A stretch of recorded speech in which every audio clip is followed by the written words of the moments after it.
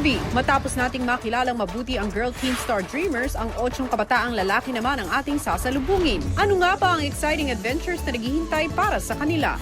Lahat ng yan dito lang sa PBB 8. Nang makarating sa isla ay sinalubong ni Robbie ang Girl Star Dreamers. Good morning, Star Dreamers! Good morning, Kuya Robbie! Matapos nyo makuha ang 3 bahagi ng mapa, dinala kayo rito mismo sa Governor's Island. Pero ngayong umaga, may isa pa tayo mga kasama. Tulad nyo, nagkaroon rin siya ng simpleng pangarap. At naging teen housemate rin siya ni Big Brother. Oh my God! Isa-isa rin niyang hinarap ang mga hamon ni Kuya at kabilang na dyan, yung mga hamon na hinarap niya dito mismo sa 100 Islands. Marami siyang na-inspire ng mga kabataang Pinoy. Kaya naman, hinirang siyang kauna-unahang Pinoy Big Brother. Teen Big Winner. Star Dreamers, please welcome Kim Chu! Ang ganda! Morning, Kim. Morning, Robbie! Oh my God! She's so sexy, you know. The skin is very bright. Nagpupuso-puso po yung mata ko. Kasi po, ang ganda-ganda niya. Of course, good morning, Star Dreamers! Good morning, Ate Ang Kim! ganda niya. Sobrang memorable sa akin ang bahay na to. And this will always have a special place in my heart dahil naging part siya ng journey ko sa Pinoy Big Brother as teen housemate noon. Nakwento sa akin ni Robbie na ang dami nyo na daw nagawang adventure dito sa 100 Islands. Pwede ko ba kayong tanungin kung ano yung mga most memorable adventure na nagawa ninyo? Simulan natin kay Angela. Simula po nung dumating po yung second batch po ng 4 Star Dreamers, mas lalo pong lumalim yung pakikipagsama namin sa isa't isa. 8 is better than 1 po talaga. Palakpakan natin ang mga Star Dreamers. Good job, girls. Dahil nakuha nyo na ang mapa, mapapasa inyo na ang susi para mabuksan ang bahay ni Kuya! Yay!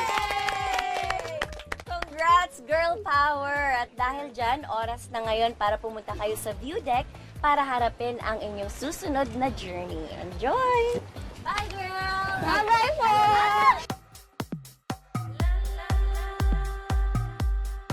Medyo mataas po yung location ng Biggie. Kailangan pa po namin maglakad ng mataas din po.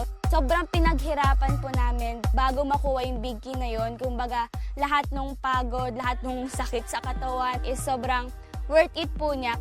Oh my God! Ayun na! Ayun na! Oh, ayan ka lang na! But everyone hold it and then we'll... Oh my God! Gusto ko na pong umiyak kasi sa lahat po ng ginawa namin dito sa island po. At last po, mabubukas na namin yung chest na may laman ng key. 1, 2, 3, go! Ang laki!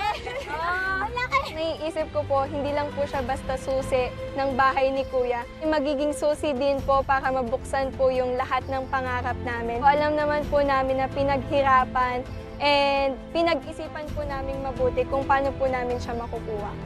Star Dreamers, girl power! Matapos makuha ang big key, bumalik sa pangpang ang girls. At ngayon na nasa inyo na ang susi para makapasok sa bahay ni Kuya, dito nagtatapos ang inyong challenge dito sa 100 Islands. Congratulations, girls! Pero girls, makinig kayo. Dahil hindi pa dito natatapos ang iyong journey. Dahil malalaman nyo kung sino-sino ang mananatiling Star Dreamers at magiging official housemates sa takdang panahon. Yes, tama yan. Pero sa ngayon, sasakay muna kayo sa bangkang yan at sa susunod natin pagkikita ay sa harap na ng bahay ni Kuya! Yay! Group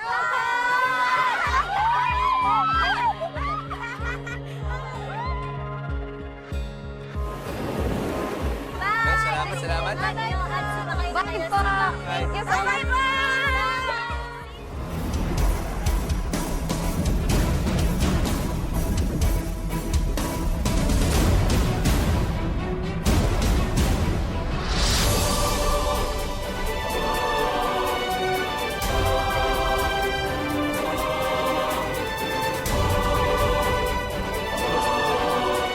pamilya all over the world! Handa na po ba kayo para sa isang unforgettable summer getaway?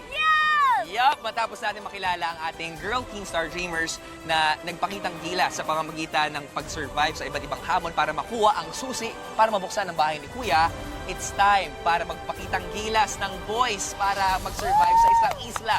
At tulad nga ng ating mga girls, sila ay maninirahan sa isang island kung saan sasabak sila sa iba't ibang klaseng challenges para makuha ang susi papasok sa bahay ni Kuya. Ang tanong, sino kaya sa kanila ang mangingibabaw sa mga challenges at sa huli, sino ang papalaring maging teen housemate ni Kuya? Kaya simulan na natin ang masayang summer na ito at sama-sama natin salubungin ang ating Male Teen Star Dreamers! Itong una nating Star Dreamer, half German at proud Bisaya rin. Amazing! Ang kanyang kwento, panoorin niyo. I'm Mitch Wonder, 17 years old, from Albuera, Leyte. Kilalanin natin ang Star Dreamer mula sa Leyte na may uber looks at uber charm. My father is German and my mother is Filipina pure. So I am half German, half Filipino. Right now, I don't go to school anymore. I help my mom with the household and my stepfather with the piggery in the morning and in the afternoon. Talagang uber dami ng ginagawa si Mitch pero sa dami ng kanyang nakakamit, may isang kulang sa buhay niya. My biological father died when I was 1.5 years old because of leukemia. And it's sad that I don't know much about him, and it's also sad that I didn't get to know him either. Pero kahit ulila na sa tunay na ama, puno pa rin ang pagmamahalang nakukuha niya sa kanyang pamilya. I'm so grateful for my stepfather because he treats me like his real son, and my mom really, really loves me. I take my family as my inspiration to reach my dreams and goals in my life. Ako si Mitch, ang German Wonder Boy ng Leyte.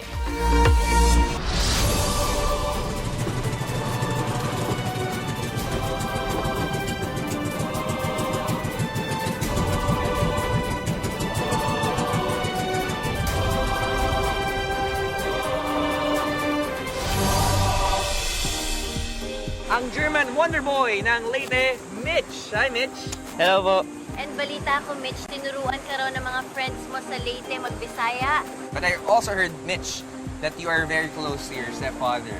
Yes, That your po. Rudiger is also German. I know he's watching right now. What is your message? Papa, danke für alles, was du dir gemacht hast, damit ich hier sein kann heute. Ich danke dir so von meinem Herz. Danke. Message na lang nimo para sa mong mama. Ama, mingaon jud ko nimo kung makasud ko.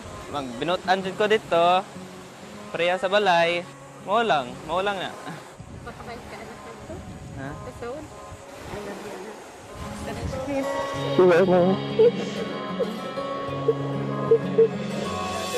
Mitch, I want you right now to head on to your waiting area. Maraming salamat.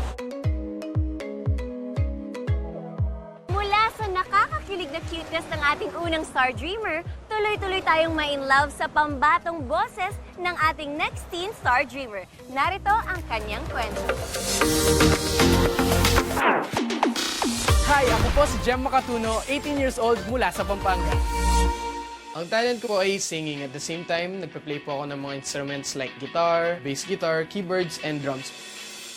8 po kami magkakapatid. Halos magkakasama pa rin po kami sa bahay kasi parang semi-compound na rin po kasi siya. Namulat man sa isang masaya at malaking pamilya ay di pa din makakaiwas sa mga hinaharap na problema.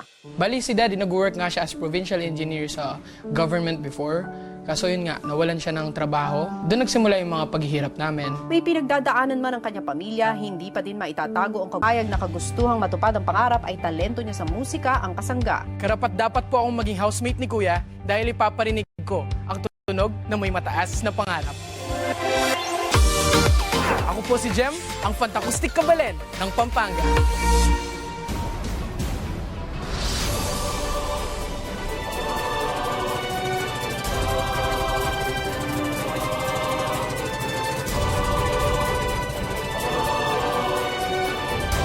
Ang Fantacoustic Kabalen ng Pampanga. Yeah! Hi, Jem! Balita ko ay mahilig ka daw kumanta at Opo. mahilig kang mag-compose ng sarili mong kanta. Pwede mo ba kaming sampulan ni Robbie ng iyong song? O bakit papaligoy-ligoy ka pa? Baka di ko na kaya pang Hintayin ang sasabihin, bakit papaligoy-ligoy ka pa? Baka di ko na kaya pa. Tanggapin ang aaminin mo. Ganda naman. Anong tayo naman? Wala. Nilabutan ako, Robby.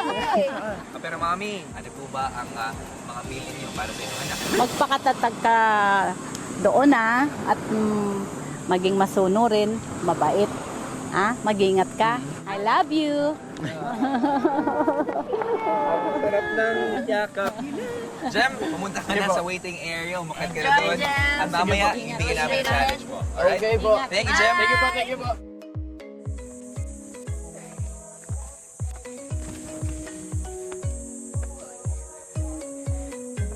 Uy. Jam. Musta? Okay, nakatagtagalog ka, no? Okay. Ay, konti lang. Konti lang rin English ko. Mula sa Star Dreamer na pinapahanga ang mga nakakarinig na kanyang boses, mapunta naman tayo sa isang Star Dreamer all the way from Japan na nagbibigay aliw sa mga little kids as a part-time preschool teacher. Ang kanyang kwento, panoorin nyo. Konnichiwa! Ako po si Shoichi, 19 years old, from Japan!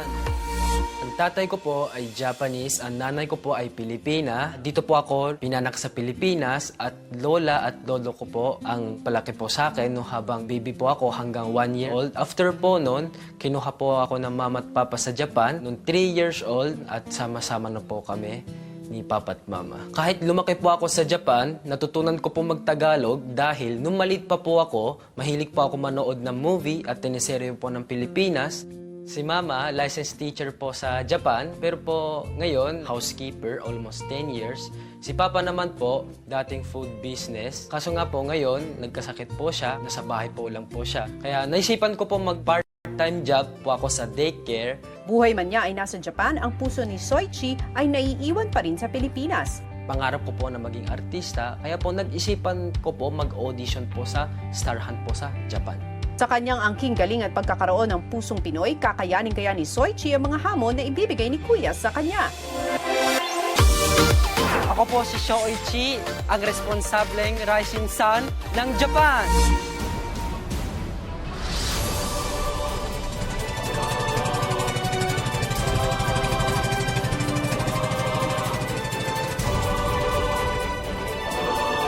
Ang responsableng rising sun ng Japan, Shoichi! Hello po. Shuichi, balita ko ay ikaw daw ay part-time preschool teacher. Opo. So ano naman ang tinuturo mo sa yung mga estudyante sa Japan? Opo, tinuturuan ko po yung mga bata sumayaw kasi po yun ang talent ko po. Paano mo pinapakita yung mga... Isa sige namang po, sige po. konting galaw lang Konting dyan. galaw po, sige po. 5, 6, 7, 8. Head, shoulder, knees and toes. Knees and Tama kasi toes. preschool kasi, Head, Robby. shoulder, Ano ba? knees and toes. Knees and toes, my toes, my knees. Nabalita ako, Mami Mira, medyo matagal-tagal din po kayong maghihiwalay. Ano pong pakiramdam? Every year talaga lagi kami magkasama niyan. Ano ko lang sa kanya, makikisama siya, be good boy at saka huwag makakalimot sa lahat. Okay? Yes, thank you, ma. Gambatin eh. Gambar. Oh. Okay, mama. Gambatin eh. Oh. Love ka ni mama. Oo naman. Love na love kita, ma. Love you. Love you, ma. Yeah. Okay, Shuichi, pumunta ka muna dun sa waiting area. Umagat ka doon. Dahil mamaya, Thank you po. Bye-bye! bibigyan namin yung Pakagalang challenge. talaga ni Shuichi. Salamat, salamat. Sige po. Mabuti. Ang Chinese, Korean. Hello. Hello. My name is Shoichi. Soichi. Nice to meet you. Mitch. Nice to meet you. You speak Tagalog. Opo. Tagalog. Half Ano pa? Half Japanese, half Filipino. Philippines. Philippines. Philjap. Jap Pinoy? Japinoy? Inimbento tayo na. Isa pang responsableng anak ang ating kikilalanin. Desidido siyang tuparin ang kanyang pangarap para sa kanyang pamilya. Halika't panoorin natin ito. Ako si Tan Rongkal, 14 years old, from Davao. Makulit pero mabait, kilalanin natin ang half-Dutch star dreamer mula sa Davao. Ang mga hili ko nga po palang gawin ay maglaro ng basketball. Ako po ay makulit, mapagbiro at maasarin po. Pero sa kabila ng masiyahin na si Tan, ay isang malungkot na nakaraan ang bumago sa kanilang buhay. Nung bata pa po ako, nalaman ko na may bago na po palang asawa yung father ko. Nung nalaman ko na may ibang family na po yung father ko, syempre nung una po, nasaktan po ako. Pero nung kalaunan po, naging okay na lang po sa akin. Nasanay na lang po ako. Nag-video call kami, doon po kami nag-uusap, nagkwentuhan sa mga life namin dito sa Pilipinas at doon naman sa kanya sa Netherlands po. Pero kahit sa murang edad ay likas na positibo at masiyahin si Tan sa kabila ng mga pagsubok sa buhay. Sumali po ako sa Star Hunt para kapag manalo po ako sa PBB, kukunin ko po yung titulo ng bahay namin kasi nakasangla po yun. At saka gusto ko po ibahagi sa buong mundo ang aking talento. Ako si Tan, ang kulitisoy ng Davao.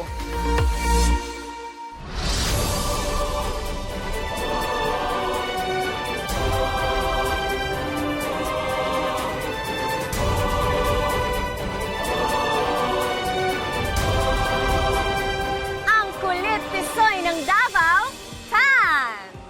So ka lang malaman, paano ba ang posing ng isang kulitisoy?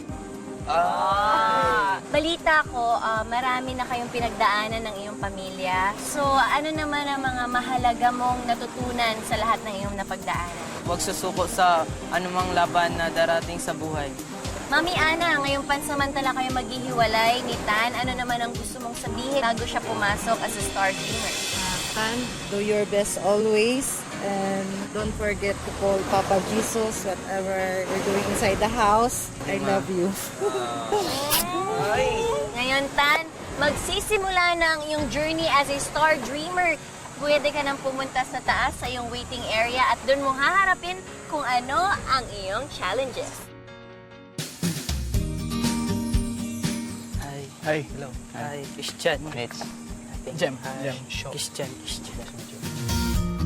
Susunod naman, isang star dreamer ang ating kikilalanin at iba daw ang kanyang diskarte, lalong-lalo na pagdating sa kanyang pangarap. Ang kanyang kwento, narito po. Ako po si Alfred Rosil, 19 years old, nakatira sa Lucena City. Simula pa nung elementary kami hanggang mag-high school, sumasakay kami na bangka kapag pupunta kami sa ibang lugar. Medyo mahirap din po kasi atawid ilog. Pag minsan di walang masakyan na bangka, lalo na po pag gabi. Lalo na po pag may bagyo, medyo malakas ang agos, hangin, tsaka ulan. Dahil sa hirap ng buhay, napilitang magkahiwa-hiwalay ng kanilang pamilya. Mahirap po ang buhay kaya medyo magkakalayo kami. Pag nakikita po kami ay malimit Pasko lang. Doon lang po kami nagkita-kita, nagsama-sama kaming 4. Pero naisip ko, pagsubok lang to para matupad yung pangarap ko. Marami mong pagsubok ang pinagdaanan, hindi naman nawala ng pag-asa si Alfred abutin ang kanyang mga pangarap. Dati pa akong service crew sa isang fast food sa Lucena City. Ngayon nakikita pa ako dito sa tiyahin ko sa Maynila. At ngayon nagtatrabaho ako bilang on-call delivery boy. From delivery boy ng Lucena City.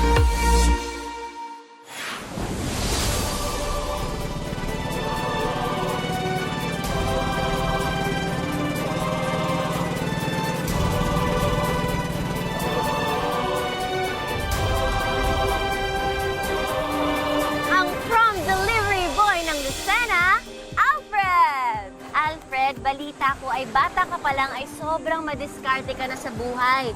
Napakarami na daw ng trabaho na pinasok mo. Magagamit mo ba lahat ng natutunan mo sa buhay sa lahat ng hamon na haharapin mo dito sa isla? Siguro ma-apply ko po yung natutunan ko dati. Simula po bata ako, mas magagawa ko na sa buhay. Ayan. Pansamantala kang magbabay muna sa iyong mami nene. Anak, pagbutihin mo at mga tinuro ko sa iyo, ha? Yung magiging kasama mo, ha? Tuturuan mo din at alam ko, ikaw ang pinaka-the best na kuya sa kanila. Ayun. Anak. Alright, pumunta ka muna sa taas.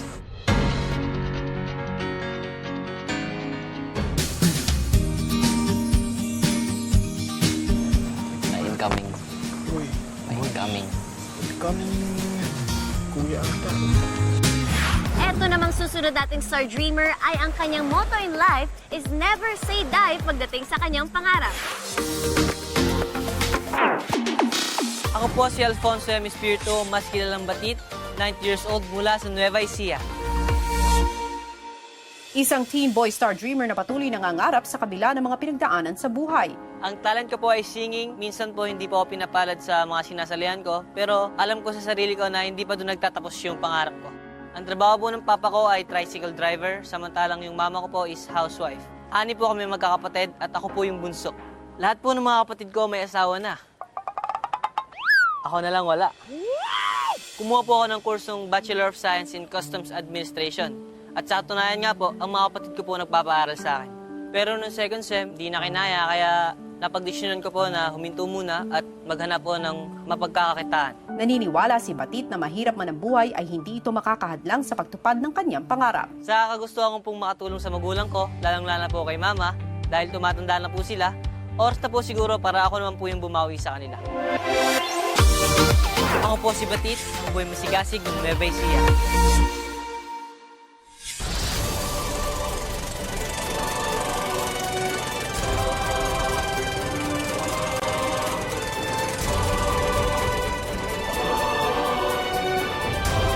Ako'y masigasig ng Nueva Ecija, Batit! Hi, Batit! Hello po! Hi! Siyempre kasama natin ngayon ang kanyang daddy, si Daddy Alfredo na #1 fan niya, Robin. Uy, teka lang. Batit, balita ko, magaling ka raw sumayaw. Ano ba ilalarawan yung mga expectations po dito sa 100 Island sa pamamagitan ng pagsayaw? Ganda! Uy! Ay, si Daddy Alfredo. Pwede ba sumayaw? Sabay. 5, 6, 7, go! Ang ganda! Tanong ko lang, bakit nga Batit ang pangalan mo? Nag-start po kasi yan sa kapitbahay daw po namin doon, sa Laguna. Baby daw po ako, kaya pataba, maliit, Batit. Daddy, meron ba kayong huling habilin? Keep on a good work. Yeah. Ha? Laban lang. Laban na. Isang matinding yakap naman dyan. Yes! Tsaka yung signature move yung dalawa. Yung gano'n. 1, 2, 3. Alright, Batit, you can now go sa iyong waiting area para simulan mo na ang iyong summer adventure. Gulat lahat talaga pag akyat, no? Parang, ba't di sila naka-blindfold? Ilan taon ka na? 19. Same. Parang 19 ka din? tatlo. Kuya pala tayong dalawa dito eh. 20. Ayan, mga kuya. 19 din? Hindi lang halata.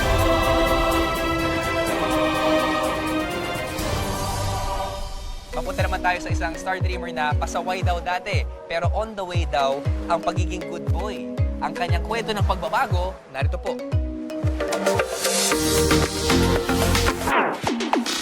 Ako po si MJ Sevilla, 16 years old, mula sa Camarines Sur. Mula sa madilim at nakakabahalang nakaraan ay gusto niyang bumangon para sa kanyang kinabukasan. Sa school po, minsan mabait ako, minsan naman pasaway. Kaya po palagi nasa office. Office ni sister. Minsan po talaga pag inaabot po ako ng trip, yun po, kung ano na pong ginagawa ko. Maaga po akong napasok sa mga bisyo po. Pag nakakita po ko nagsigarilyo, para pong ginaya ko lang po. Hanggang patuloy na po. Yan na po. Tapos palagi po akong uminom. Ngunit itong resident bad boy ng Camp Sur ay sinubukang baguhin ang kanyang sarili. Yung umiyak po si Ate Kambal sa akin, tapos si Mama. Nawa po talaga ako kay na Mama, tapos kay Papa nun. Tapos yun na po, binago ko po paunti-unti. Gusto ko po maging isang ehemplo sa mga kabataan gusto magbago at hindi po nasukat ang kakayahan ng tao sa kanilang nakaraan, lalong-lalong hindi po ito hadlang sa ating mga pangarap. Ako si MJ, ang trickster tropa ng Camarines Sur.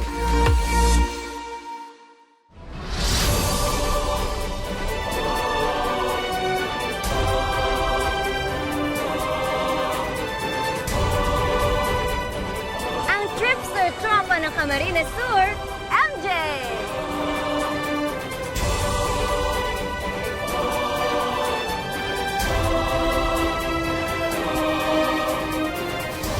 Hi, MJ! Hi po. Ayan si MJ.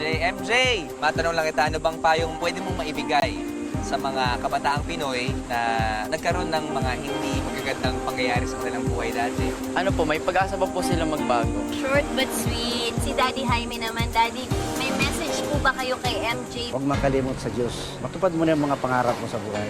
Mag-ingat ka lang sa araw-araw, sa mga housemate mo. Kailangan alagaan mo rin sila tulad ng pag-alaga sa iyong sarili. MJ, pwede ka na pumunta sa waiting area. Umakyat ka muna doon.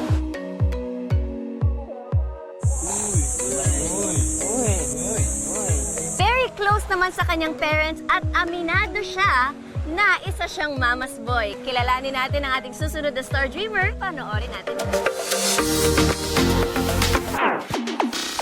Ako si Lance Carr. I'm 18 years old and I'm from Davao City. All the way from Davao, kilalanin natin ang boy next door na gustong maging next boy housemate ni Kuya. Ako po ay isang basketball varsity at ako po yung co-captain ng team namin. Siyempre, as a student athlete, I see to it na hindi ako babagsak.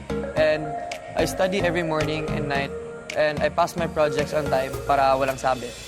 Only child po ako. 3 dapat kami pero nakunan si Mami twice kaya ako lang pong mag-isa. Kami lang pong 3 as a family. Sobrang supportive ng parents ko sa akin. Hindi sila nagmi-miss kapag may game ako. Parati sila dyan sa akin, sumusuporta at nag-cheer. And you can say that I'm a mama's boy. Siya man ang laging number 1 para sa kanyang mga magulang, may natatagong nais din si Lance maging number 1 sa iba pang bagay. Lagi akong second best.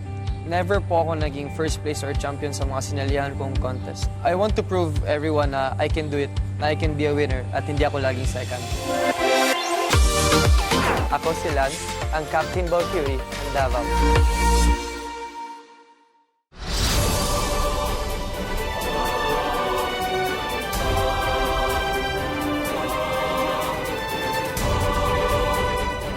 Ang Captain Ball Cutie ng Davao, Lance!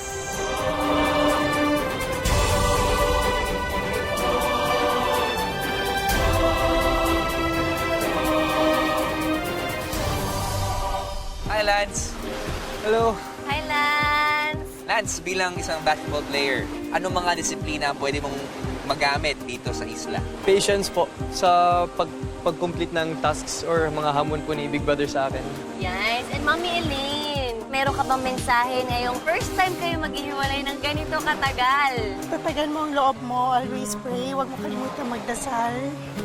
Bigay mo lahat ng best mo sa lahat ng tasks. Mamimiss ka namin pero sobrang proud ko. So, ingatan mo sarili mo kasi wala kami ng dad mo dito. Okay, ma. Lance, pumunta ka na ngayon sa waiting area dahil maya-maya ay magsimula na iyong challenge. Good luck! Enjoy!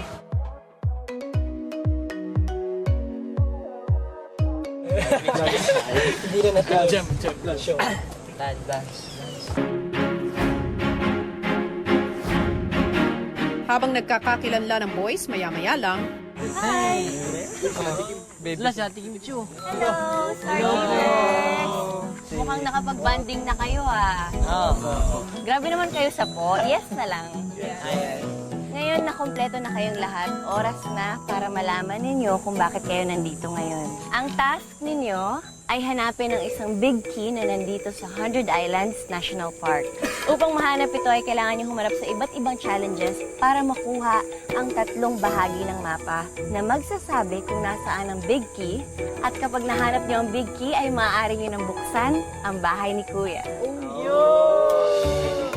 Gusto nyo na bang malaman kung ano yung challenge nyo? Yes! I love the energy! So let's go, guys! Follow me! Let's go. Line talaga.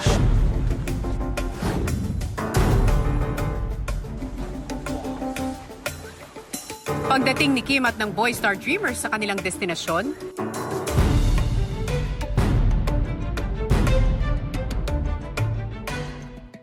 Welcome to your first ever challenge.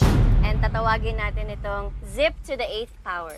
Kinakailangan ninyong mag-zipline at tandaan ang 8 3-digit numbers.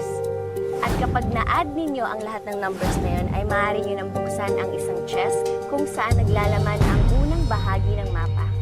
At kapag nagawa nyo yun, makakuha din kayo ng solar lamps mula sa Litter of Light.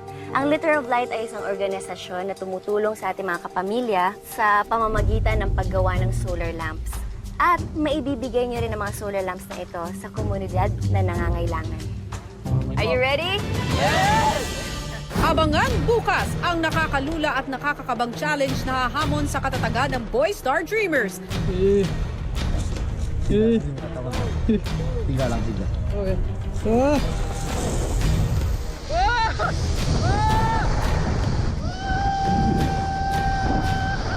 Hindi ako kinakabahan, ba? Sino bang takot dyan? Takot ako.